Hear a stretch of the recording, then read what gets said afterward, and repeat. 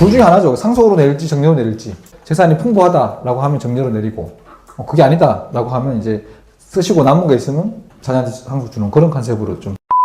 최선의 방법을 선택한 것뿐이에요. 그리고 혹시 무슨 일 있으시면 일로 연락. 안녕하세요. 신탁구 수고인표 변호사입니다. 오늘은 가족 위험관리 어떻게 통제하고 예방할 것인가. 고 최진실 유족과 조승민의 부친 환희준이 명의 건물로 상당히 안타까운 현실인데요. 우리가 이런 현실들을 예방할 수 있는 방법이 있다면 많은 사람들이 그 예방책을 만들어 놓으셔야죠. 대표적으로 미국 같은 경우에는 마이클 잭슨 경우처럼 신탁이라는 방법론을 많이 활용합니다. 이 두 분도 그런 장치를 만들어 놓았으면 큰 문제 없이 있었을 텐데, 사실 그때만 하더라도 사실 신탁이 뭔지를 모르는 사람들이 많이 모르는 시절이었고, 또 유언대용 신탁 내지 상속 신탁 이런 구조들이 국내에 도입되기 전이었을 겁니다. 자, 내용을 한번 살펴보도록 하겠습니다. 최진실의 자녀 환희준이 앞으로 상속된 부동산 놓고 유족 간의 소송이 제기가 됐습니다. 한때는 사돈간이었던 최진실 어머니하고 조승민 아버지가 감정가 22억 남양주 3층짜리 건물을 놓고 법정 싸움을 벌였다. 법정 싸움의 핵심은 최진실 어머니가 조승민 아버지를 상대로 불법 점유 건물 퇴거 및 인도 명령, 건물에서 나가라는 거죠. 나가라는 내용인데요. 이 내용을 보면 이제 경기도 남양주 소재 약 730여 평 규모의 땅 하고 3층짜리 건물, 이게 주인이 누구냐 하면 최진실의 자녀 환희와 준이 남매 소유였습니다. 그리고 이 건물 3층엔 조승민 부모가 아직 거주하고 있고 1층을 임대를 하고 있습니다. 왜 그러냐 하면 이 부동산은 조승민 소유였습니다. 조승민 소유였고 최진실과 조승민이 결혼하기 전부터 조승민의 부모가 20년 이상 거주해온 거죠. 아들 부동산에 위에 있는 건물, 요거를 조승민 부모가 살고 있었고 1층은 임대를 놓고 있었던 거죠. 그런데 최진실 어머니 정 씨가 지난해 조승민 부친을 상대로 퇴거 및 건물 등록 소송을 했습니다. 왜냐하면 조승민 소유였다가 조승민이 돌아가시게 됐을 때, 그때는 조승민의 최진실과 이혼했지만 환희준이는 본인의 친자녀들이었죠. 그래서 직계 비속, 자녀들이 있으면 직계 존속인 부모들의 상속권이 없어집니다. 그렇게 결국 이제 아무 유언도 없었기 때문에 조승민 사후에 환희준이 쪽으로 권리가 넘어가게 되겠죠. 소유권이 됐고, 이것을 후견인 외할머니, 최진실의 어머니가 이제 이 관리를 하게 됐습니다. 그래서 토지세, 종부세 등 임대료도 최진실 어머니 측이 부담해야 했다. 이런 거죠. 이건 팩트로 보이고요. 그런데 해당 건물의 임대료는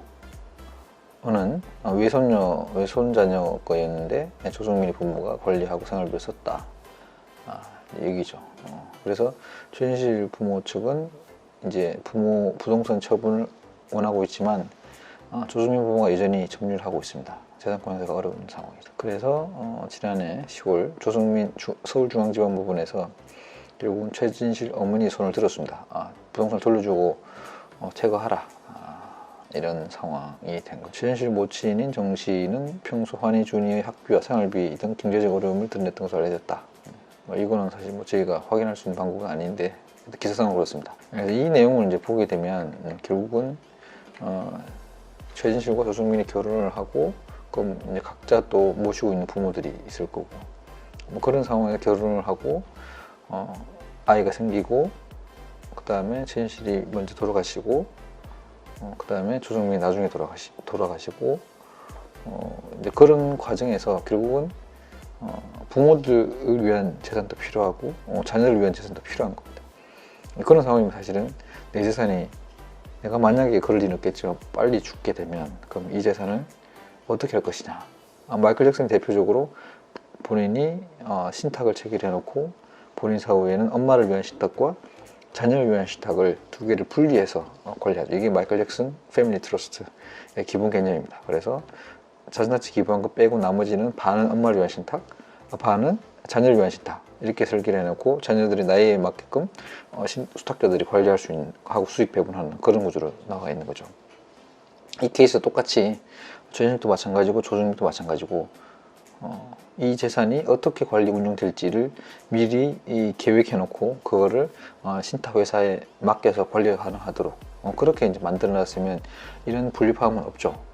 예를 들면 지금 현재 분쟁이 되고 있는 조승민 부모가 살고 있는, 그건 사실 원래 조승민 거였죠. 거기에서 나오는 임대 수입을 조승민 부모가 원래는 챙겨갖고 그 다음에 거기서 현재 거주를 하고 있고, 사실 그럼 어떻게 보면 이게 이제 조승민이 이런 상황을 미리 예측했다라고 하면 그럼 이 재산 중에 이걸 어떻게 나중에 내 사후에 배분할지, 뭐 상식적으로 생각하면 아무래도 조승민은 조승민 부모 쪽이 사용할 수 있도록 배분 계획을 짜놨겠죠. 물론 환희준이가 법적 상속분이 있고 유언대금 신탁을 하더라도 환희준이의 유류분들이 치고 들어올 수 있는 그런 구조이긴 하지만 결국은 뭔가 계획된 뭔가 누군가가 제3자 맡겨서 관리할 수 있고 어떻게 배분하도록 만드는 장치가 필요하죠. 그걸 두 분 다 안 해놓고 오신 거죠. 그래서 최진실 씨가 돌아가셨을 때 그때도 뭐 조승민이 친권 행사하니 많이 여러 가지 이 복잡한 이슈들이 있어서 최진실법까지 만들어진 거죠. 이혼한 상태에서 친권자가 돌아가시게 되면 이혼한 배우자의 친권이 부활하도록 하는 그런 민법을 개정했습니다.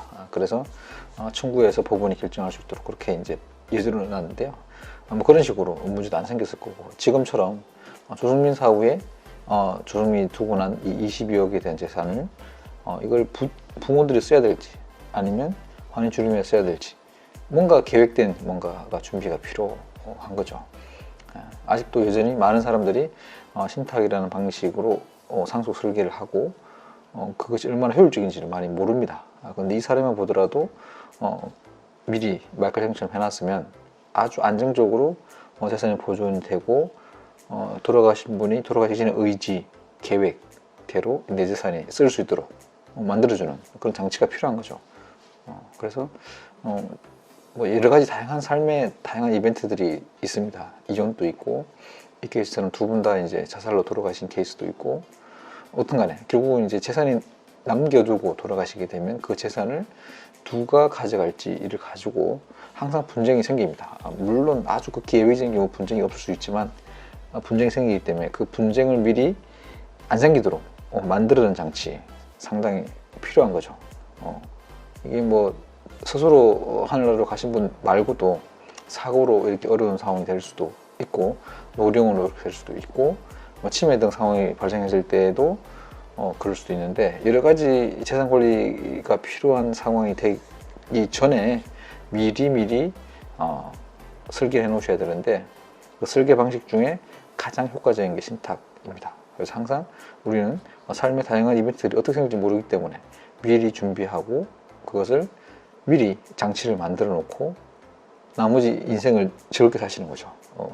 그렇게 하고 그렇게 해서 백세 회로하시고, 혹시 내 계획대로 안 된다 라고 했을 때 그때는 신탁이라는 것이 작동이 돼서 이 내가 남겨둔 재산 가지고 서로 싸우지 않도록 만들어주는 그런 것들을 적극적으로 활용하실 필요가 있다고 봅니다.